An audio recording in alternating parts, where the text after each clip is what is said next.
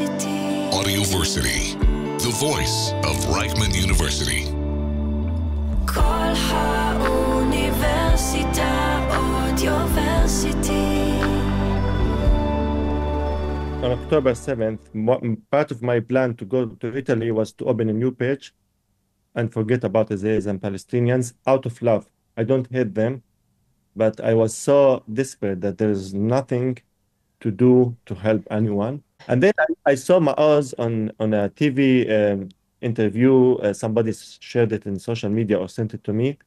And I see Maoz, who lost both parents, is calling for peace and calling for, a different way, alternative to all of these dynamics. So I said, if there's one Israeli who thinks this way, then I have partner. And then his brother was going to speak in a rally in London. His brother, Magen, lives in London. And a mutual friend asked me if I would come and speak in the rally. It was, I think, November, and it was really not easy time to speak about peace. And we went to the stage and I said personally, Israelis and Palestinians have gone way better over the years in how to inflict damage on the other side, but we have not made our people life better.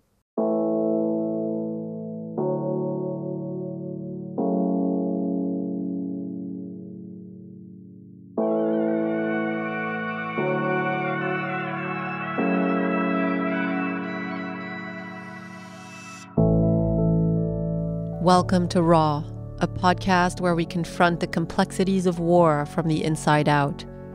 I'm Anouk, a journalist, author, yoga teacher, and meditation practitioner. Raw, or war spelled backwards, symbolizes how many of us feel in the face of the Israel-Gaza conflict, exposed, vulnerable, and seeking understanding.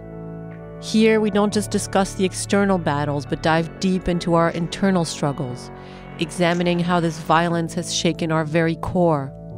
Join me in conversations with philosophers, psychologists, and spiritual leaders as we explore how to navigate these painful times with wisdom and resilience, finding guidance for our own paths through this raw, unfiltered world.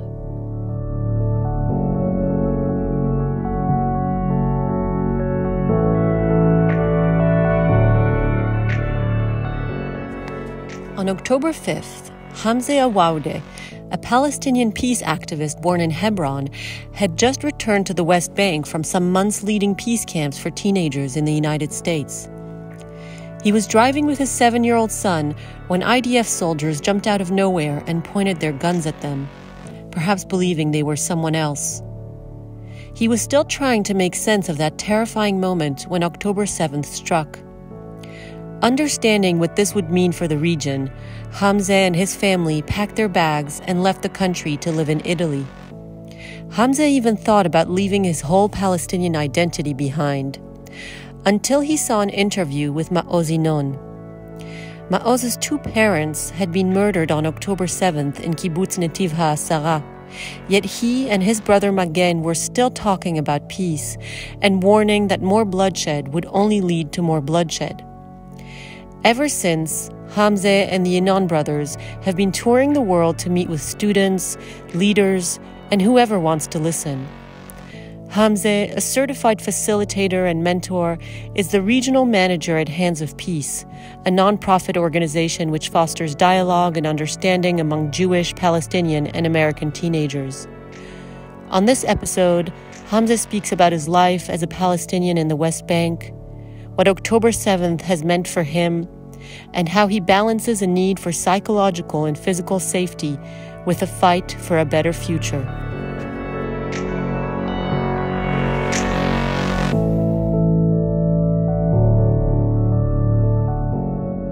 Hamze, welcome to Raw. It's a pleasure to have you on the show. Thanks for having me. You moved to a different country since October 7th. You're in Italy right now. Tell me about that, and maybe we'll jump into your story from there. Yeah, so last summer I was in the States, in the US. I was working in a program that brought Jewish teenagers from Israel and the US, Palestinian teenagers from the West Bank, East Jerusalem, and also from Israel, and also Americans, American Palestinians and Lebanese. We created for them a summer camp where they really do a very, very serious dialogue about politics, about religion, about life, about international topics. But also they get trained together and have fun together and go to the beach together. And it's amazing how they are teenagers, they're not peace activists or anything, and how when they're in a healthy environment, when they are equal, they just say the most smart things and they learn the most, and they teach us the most smart things.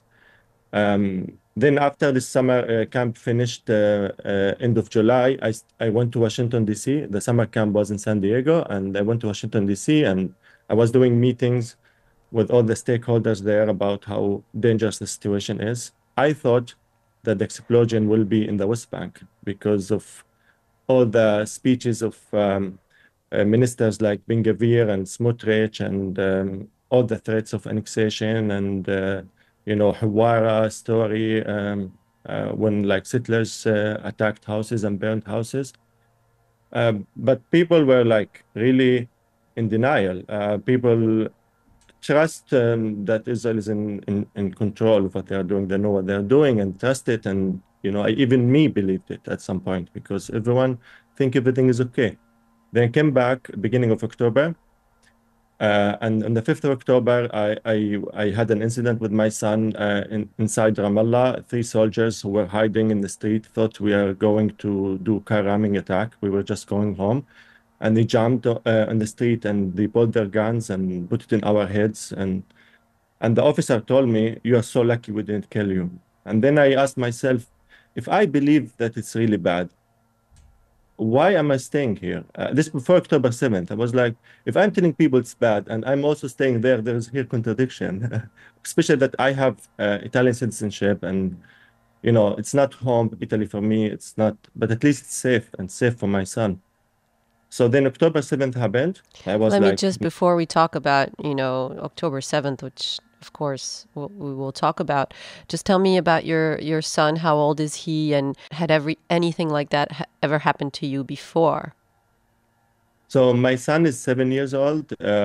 He's half Palestinian, half Italian, and we used to live in Ramallah. His mom also used to live in Ramallah. He used to go to the French school in Ramallah, lycée. He's, he really the luckiest Palestinian there. Like he goes to the best school, and me and his mom try to, give him the best life, despite the occupation, despite everything. Things like this happened less intensity. It was not so direct. Like very often, I used to go Friday always to Dura, where my mom lived. And in recent months, before October 7th, we would be stopped by the army, just stopped, and they take my ID and I have to wait. And my son would ask me why they stop us and say crazy things, which is like my son. I never teach him anything crazy, but just the unfairness of the situation, but also the settlers. Also, it happened last year. I was leaving Ramallah through Beit El checkpoint, and while driving on Friday morning, 10 settlers, teenagers, maybe early 20s or 19, 18, they blocked the street in front of the car, and I didn't know what to do not to be killed at that moment. Because I stopped and they were still in the middle of the car. I said, any soldier now would think I'm trying to attack them. So I went, I did return. You reversed. Reversed for for a long time until they no longer saw me. And then I made U-turn. I went back to Ramallah. And then my son was like, why did you do that? And who are these people? And what's happening? And I don't want to scare him, but I don't want also not to tell him the truth. Because nowadays you cannot isolate people, even children, from what's happening. If he doesn't hear it from me, he will hear it from his classmates or from the TV or whatever. So actually, people adapt. Israelis and Palestinians adapt to any horrible situation, and they think this is resilience, and I think they are losers. They shouldn't adapt to these things. They shouldn't. This is not normal. They shouldn't accept it. You shouldn't accept, things that are man-made. I mean, you accept I don't know, the winter, the storm, I don't know what, things that you have no control on. But these things you have control on, like, shouldn't be this way. So just to put things in context, so you grew up in Hebron, Yes. so you have experience of settlers your whole life, because it's a city with, I think, a few hundred settlers, but they're very heavily protected, and so I guess you grew up with a lot of Israeli military presence and maybe some encounters with these settlers. And then from what I understand, you grew up in that environment. You don't really think of Israelis as anyone other than those that you encounter either in uniform or the settlers who live there.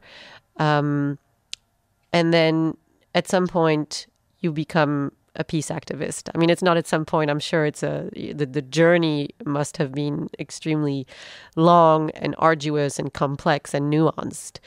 But that's where you found yourself, like you said, in the U.S. at this peace camp, and then you come back to Israel. You have this experience with soldiers, with your son, and then comes October 7th. Tell me about what goes on for you on that day when you start to understand what's happening.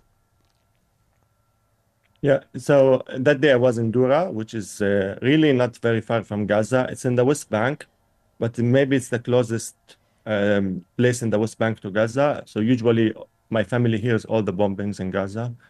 It was first time for my son to stay over at my mom's place, and we went on the 6th of October. My mom invited so many siblings and cousins, and we had an amazing, amazing day. We slept, me and my son. I woke up with the sound of the rockets, the initial attack. I opened Twitter. I saw that there are a huge number of rockets that have been launched from Gaza. That was for me enough bad. Like that for me was enough to call disaster. I woke up my son. I ran to the bank. I took cash because I was worried there will be no cash. And then I started trying to go back to Ramallah because I said this will be a war of any sort. I didn't know more than the rockets. And I want my son not to be separated from his mom during these moments. So while trying to go back to Ramallah, already all the towns were blocked. Whenever something happens, the army put siege on every small town or city. But I took alternative route, like farmers use, and then I joined street number 60.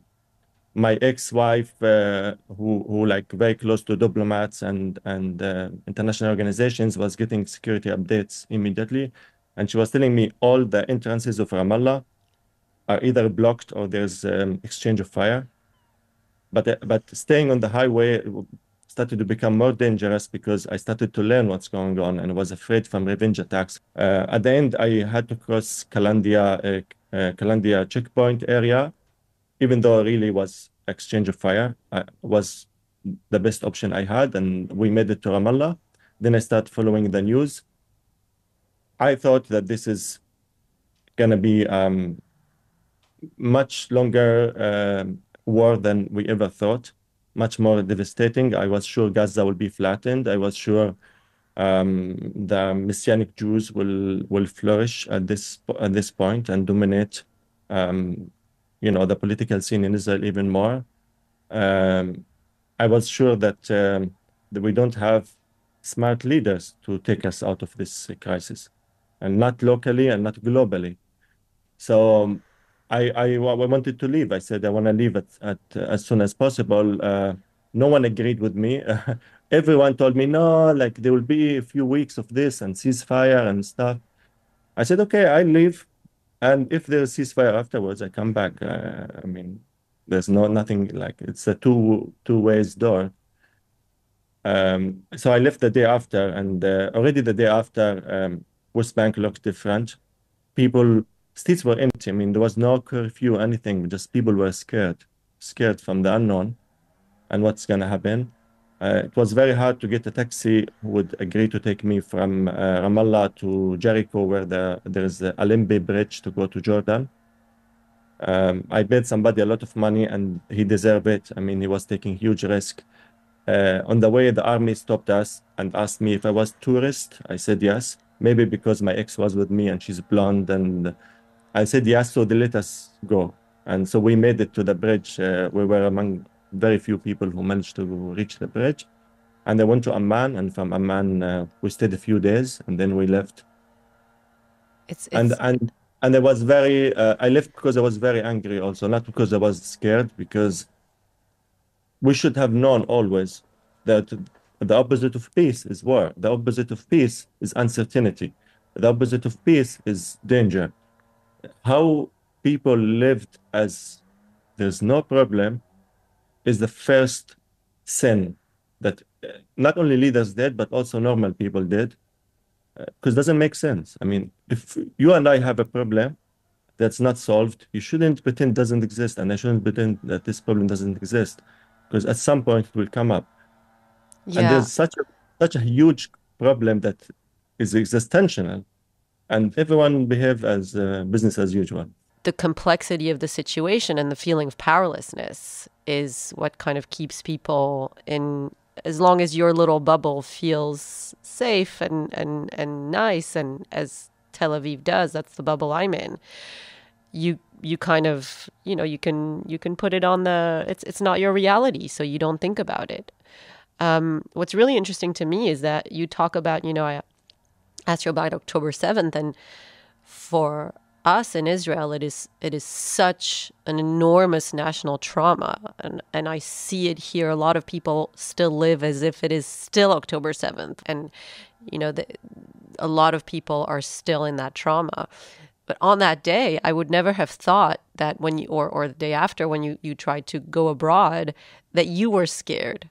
I wouldn't have even thought about someone in the West Bank being scared to drive to the airport. Is that fear?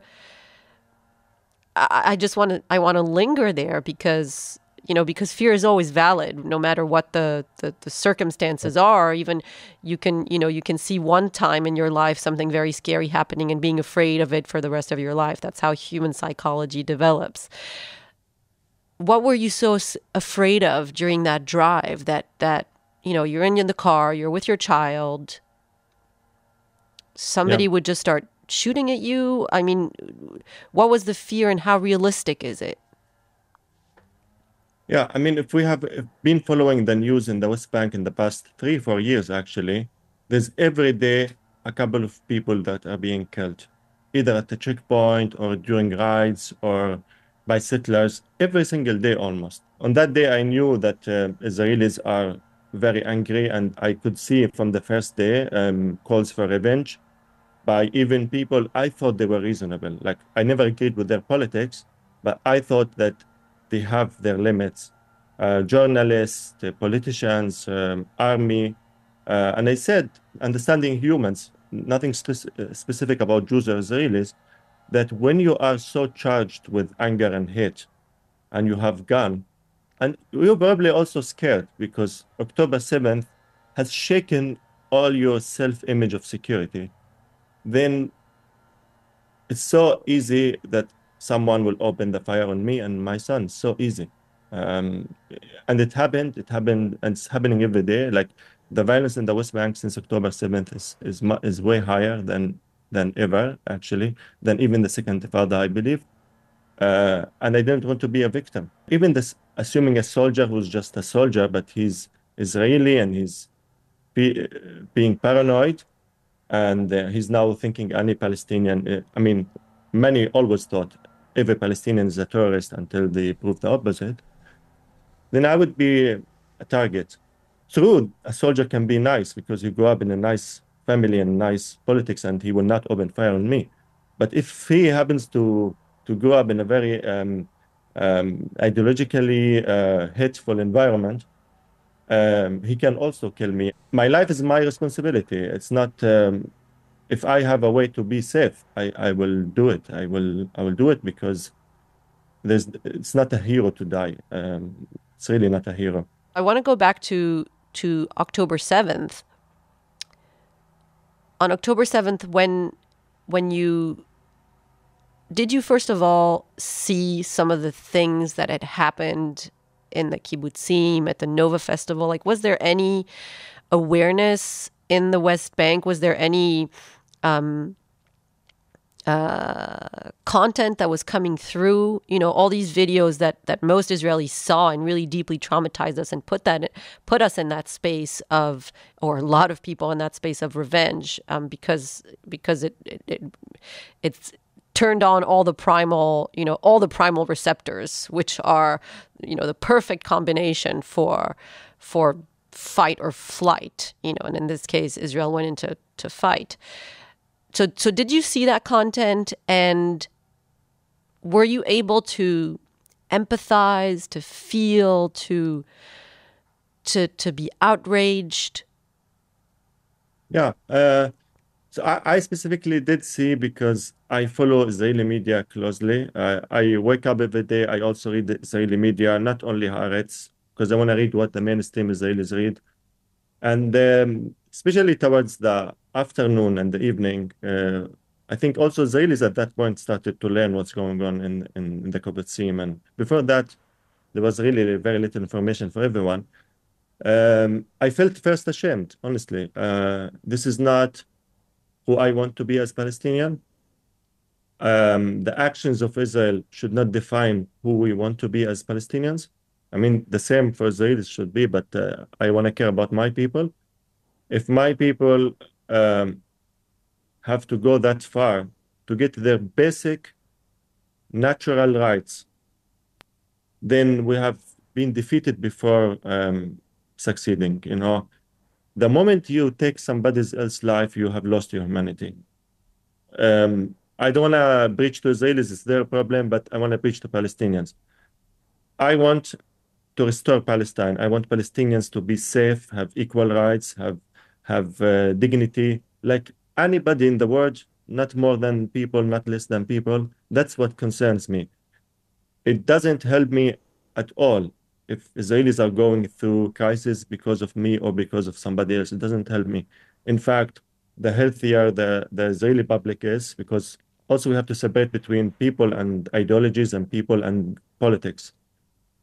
The more healthy the Israeli society is, the less prone they will be to radical ideologies like what's dominating now Israel. Now, to make that our dream is to hurt Israelis, regardless, I don't care who the Israelis are. This is not a healthy attitude of a nation that wants to flourish in the future and to live for the quality of life that people deserve. And honestly, Israel is not a role model for us. When I speak to people from Hamas, they would tell you, yeah, but Israel kills civilians to achieve political and security goals. And I tell them, Israel is not your role model. Israel is Israel. They have their own problems. They wish them luck to deal with it. But they don't get to set the standards of how we behave.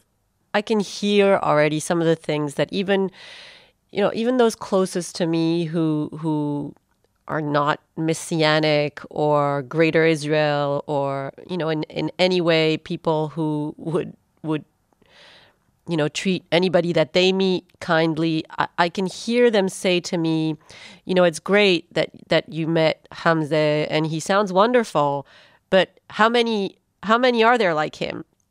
And the second is, I hear it more and more, this idea of Islamic fundamentalism, that there is something radically different about the Palestinians or about our situation, because, you can explain the grievances of the Palestinians and the occupation, etc. But at the end of the day, there is something, and I think people really, this big, horrendous monster that cannot be defeated in any way, which is Islamic fundamentalism, glory of the martyr, virgins in heaven, etc. So I almost apologize that I'm No. asking this of you, but it's because I know that it's what a lot of people are probably thinking as they hear you speak about, about the beauty in the Palestinian culture and about the literature and about the desire for peace and the desire for safety, etc. Yeah, I mean, I'm not surprised to hear these things. It's actually part of the game. Israelis have to believe this in order to accept what's going on, the huge sacrifices they are making. I mean, Israel should be one of the best countries of quality of life. And I lived in Tel Aviv. I would rather live in Ramallah, honestly, because you guys pay so much money for so little, and every season you have a war. And this is the normal. And this is what everyone actually, at least not protesting about. Um, Palestinians are very diverse people. Inside the same family, I swear to God, inside every house, there are all political views. Inside the same family. Like any nation, we have religious fundamentalists, and I think, honestly, the minority, the ideological one. So we have also it's a very tricky situation. There are many people who support Hamas, including Christians. Palestinian Christians voted in 2006 for Hamas candidates. That doesn't make them religious, and that doesn't make them looking for 72 virgins in heaven. I mean, they don't believe in our heaven altogether. It's just because Hamas is the only one who's challenging the Israeli occupation. Also, Israelis look at Palestinians from the security angle, like they see Palestinians from like the lens of the sniper or from the Shem page reports. And of course, this is what you will get, because this is then it's like Google search. You Google what you want and you will find what you want. And you confirm what you want, and then you become victim of the image you created about Palestinians. They are monsters and whatever like there, but the truth is, Palestinians in the West Bank and Gaza, for the most time of the history, they did not even resist. It started in the late 80s that they made the first intifada. And the first intifada was almost non-violent. There were violent incidents, but most of the people were involved in non-violent activities. And all of a sudden, checkpoints and Palestinians are terrorists and blah, blah, blah. And they became the way Israelis always portrayed them. It's a choice to make. It's a choice to make. The same for me. I always thought Israelis are all monsters, like all the settlers and the soldiers that came to our house, destroyed our house, killed my friend, arrested my neighbors. For a long time, this is the view I had about Israel. And if I wanted to keep it until today, I have evidence. Yes, because I give you 1 million rebirth. But moment I decided that it can't be that bad. It can't be, because then life is really horrible. Like it's really, and I made the effort to look for different Israelis. At least I removed this anger and resentful weight from my shoulders as a person. I really liked what you said about, if Israeli society is healthy, it's better for Palestinians. And I had never thought of it this way, but on this podcast, I've been speaking a lot about psychological resilience for Israelis and even about self-care. And sometimes I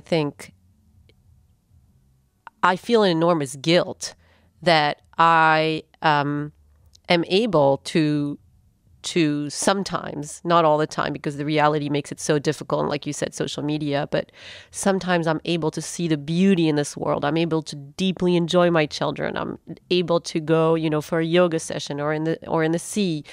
And I'm able to be present and grateful and loving. And as much as the narrative tells me I have to feel guilty, and then the news tells me I have to feel terrified, and there are threats, and there's so much anti-Semitism in the world, and or the opposite, I see terrible things that are happening in Gaza and the West Bank, and I feel guilt, and I feel at the end of the day, if I am able to relate to that from a place where I am healthier in my mind and in my body and in my spirit, then I'm able to give interactions such as the one we're having right now, more depth, more humanity. Whoever angers you controls you also. And also our children, like maybe we have control on our children at least. at the beginning, I was so like my son would be with me, but I'm not here with him. My mind's somewhere else, and I said yes. Like this is really unfair to my son, and it's not but it's not productive at all. It's counterproductive because you're joining the same toxic energy like everyone, and everyone, it's you can pass it to other people and regenerate it, and um, but if people manage to at least steal some moments of feeling, normal, whatever that means, I think it's resistance. Since October 7th, I want to talk about the work you've been doing with the Inon family, Maoz and Magen Inon, who both whose parents were murdered on October 7th. Tell me a little bit about what you've been doing with them, and also, we talk about self-care and sheltering ourselves, and you moved abroad. I try to shelter my children. Why did you not decide to just shelter yourself completely, become a different person? Why is there that pull to come back to the things that cause so much pain? Because that's something that I'm thinking about all the time, I could just bury my head in the sand, but I keep coming back and it hurts. And so I have to do some self-care in order to be able to do it. But tell me for you how that balance has happened, and also about your friendship that developed with these two brothers who lost their parents on October 7th. Yeah, so honestly, on October 7th, part of my plan to go to Italy was to open a new page and forget about Israelis and Palestinians out of love. I don't hate them, but I was so desperate that there's nothing to do to help anyone, and I'm just burning myself for nothing. This was my attitude. So the plan was really to start a new page and even to ignore the news and just try to make a new life, like in Europe from zero, and none of my business really. I have done enough. Be Harry instead of Hamze. Yes. and like everyone was sending me emails, like all the people was meeting in the US who were ignoring me were sending me emails to ask, because now they want my opinion and ask me about what I think is gonna happen and stuff. And it was like none of my business. Like you will see it. And then I saw Maoz on a TV interview. Somebody shared it in social media or sent it to me, and I see Maoz, who lost both parents, is calling for peace and calling for a different way, alternative to all of these dynamics. And I thought that it was a wake-up thing for him. Like, he always had been a nice person who worked in Nazareth with like, he opened a hotel inside the Palestinian city, and everyone is his friend because he came with good intentions and generosity, and people gave back because people feel it. And he's really the son of Nazareth. Like, everyone in Nazareth love him and care about him long before October 7th. But he never cared about Palestinian issue and all of that. The loss of his both parents made him, because he's not loyal to Bibi or Ben-Gvir or Gantz or whatever. He's a free person, really. And he thought that if everything that I was okay with did not keep my parents safe, then I don't care about these things. And he was calling for peace and was saying killing people in Gaza is something that my parents will be ashamed of and will never wanted. So I said, if there's one Israeli who thinks this way, then I have partner. And then his brother was going to speak in a rally in London. His brother Magen lives in London. And a mutual friend asked me if I would come and speak in the rally. It was, I think, November, and it was really not easy time to speak about peace. And I thought someone has to do it first. And maybe I'm the luckiest because first, I'm Italian citizen, so I'm not really scared from all the crazy people. Second, it's sooner or later, people will understand this is the right thing to do. Maybe now they can't see it, but they will see it in the future. And also, this is my gift to my son. I want my son to know that even when it was not familiar and not acceptable, I said the right things. And we went to London on the stage together in front of thousands of people under the rain. people were also scared everywhere. I mean, Jews and Palestinians and Muslims were scared from what's happening in the world, and they should be scared. And they were looking for hope. We went to the stage and I said personally, Israelis and Palestinians have gone way better over the years in how to inflict damage on the other side, but we have not made our people life better. And this is how to be loser. Like we measure our success, how many houses we destroy in Gaza, not how Israel is more sustainable and a place that is bearable to live. And the same with Hamas. They just tell us how many attacks they made on Israelis, but they don't tell us how our life is going to be better. And all the peace-loving middle-class families in Israel and Palestine and Jews around the world and every family in the world that cares about humanity and these people are just passive, angry and sad and defeated. They should do something. Everyone should do their best in what they can. There's something in Islam that says God expects from you only your best. So if everyone from our camp did their best, we would have balanced these crazy people. We would have not only balanced them, we would have outsmarted them.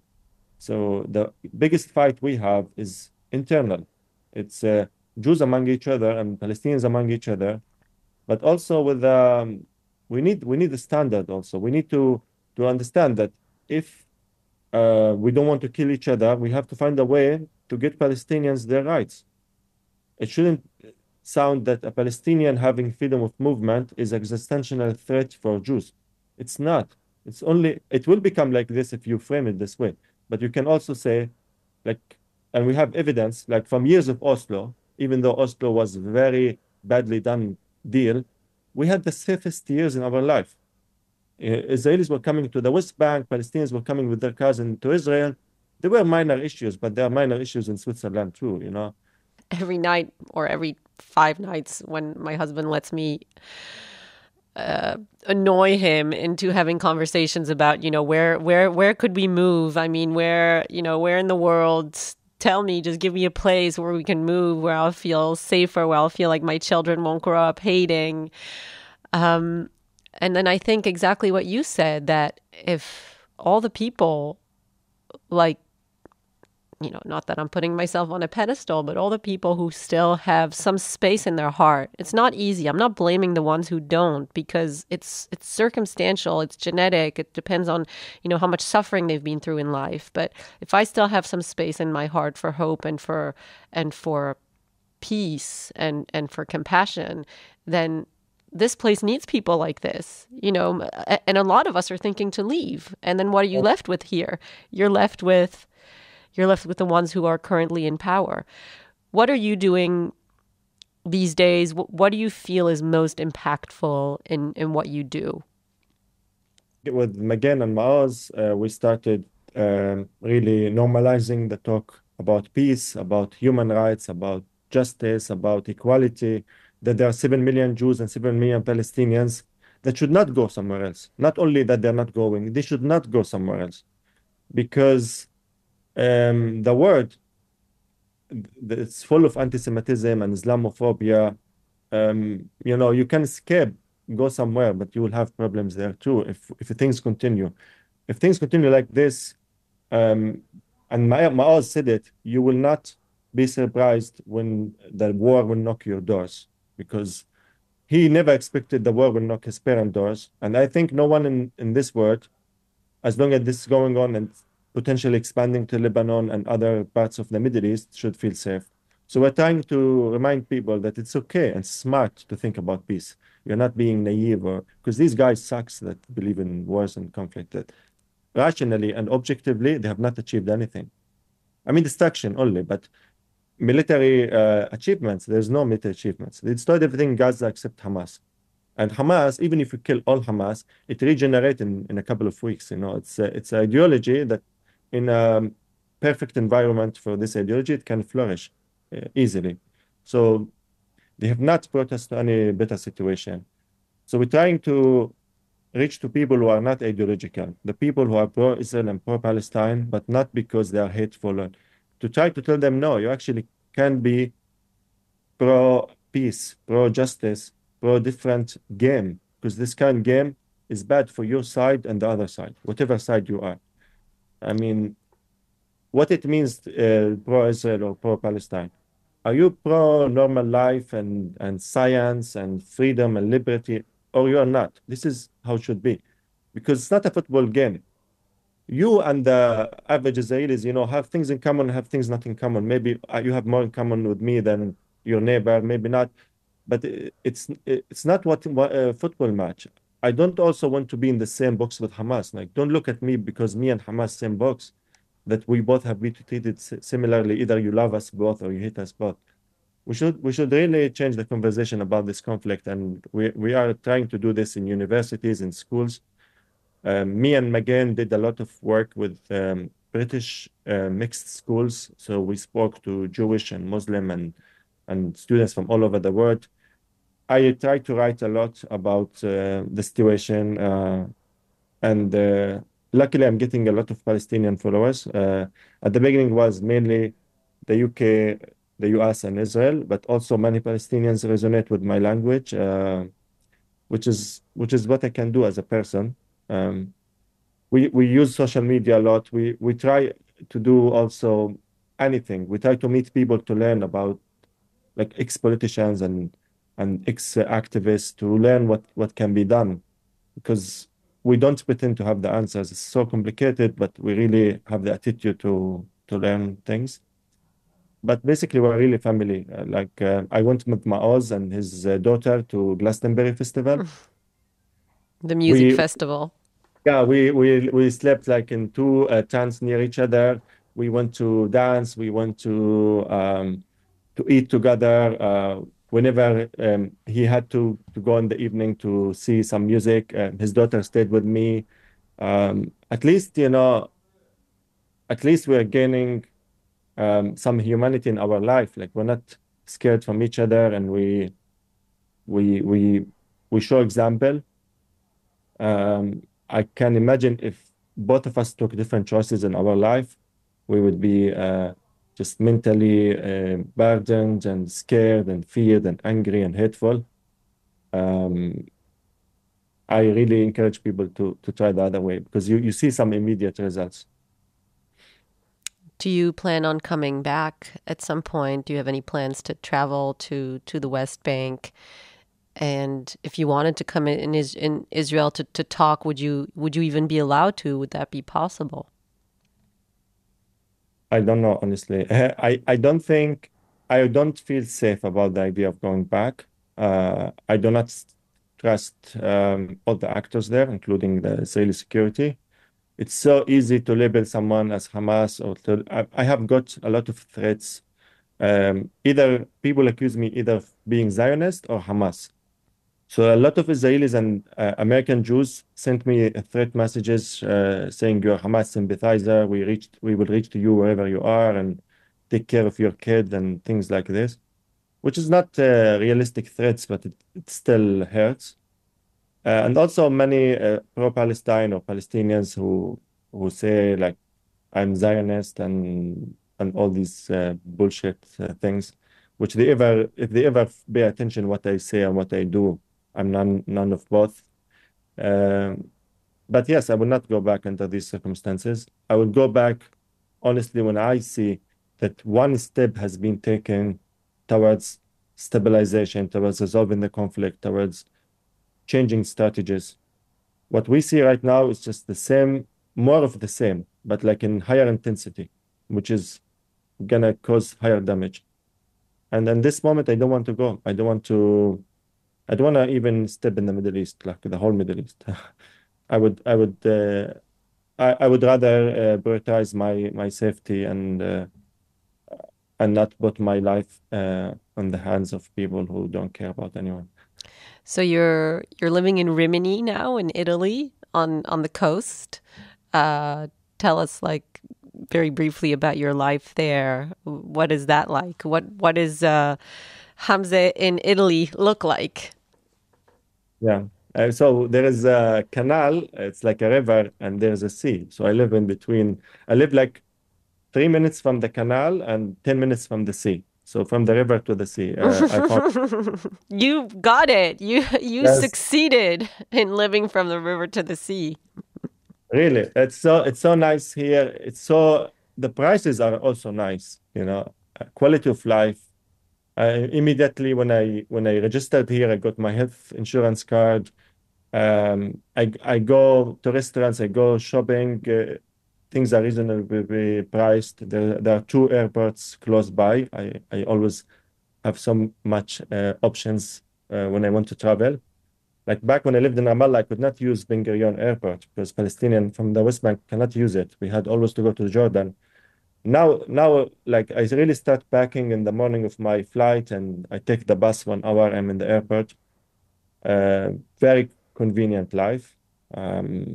People know how to enjoy life here, and I'm trying to copy them.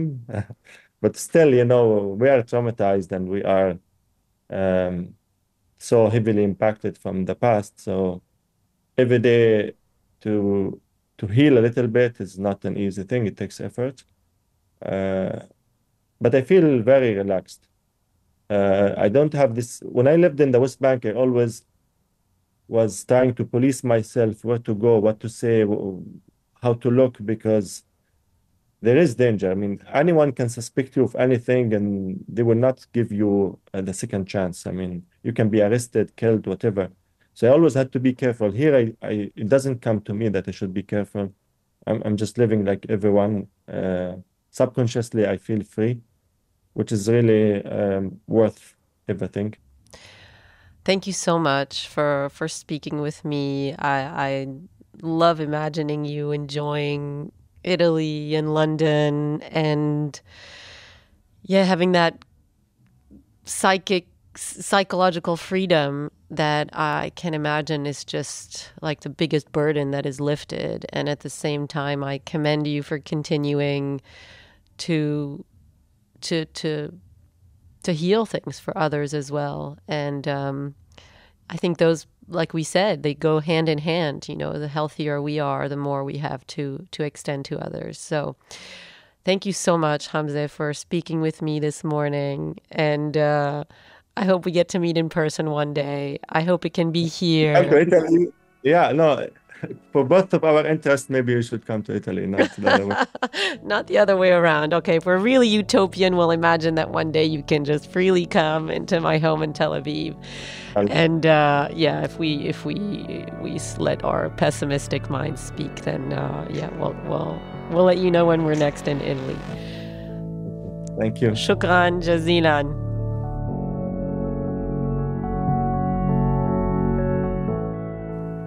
Thank you for listening. This has been Raw. To listen to more of our episodes, you can find us on Spotify, Apple Podcasts, or wherever you find your podcasts. I'm Anouk Glory. Goodbye.